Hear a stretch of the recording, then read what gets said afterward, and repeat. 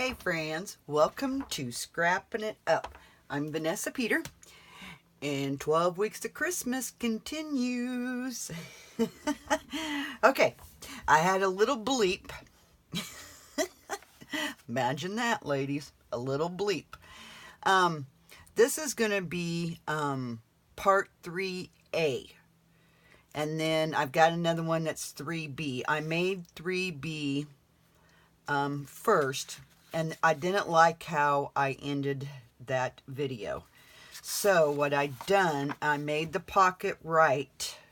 So I want you guys to watch this video first, 3A, and then go watch 3B, because at the end of 3B, I left it the way it was. Well, I couldn't do that.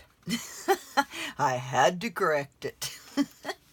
So, to your cutting guide, you're going to have E is pockets. You're going to have an E1 and an E2. This pocket here, I'll write that big enough so you guys can see it. Probably can't see it. But this one here is your E2 pocket. This one here is your E1 pocket. Okay? Because this page is bigger than this page. That was my problem. So, E2, you need to add this to your cutting guide, is 7 5/8 by 5 1/2. Okay? And you make it just the same as we done this one here. But I wanted to do a revision on that, so yours would be, you know, be the same, okay? And not like how I ended 3B with. So I wanted to do this quick little video. This pocket here is E2, okay? And change it to 7 5/8 by 5 1/2. And this pocket over here is your E1, which is 7 7/8 by 5 1/2, okay? And you do it just the same as you do this one.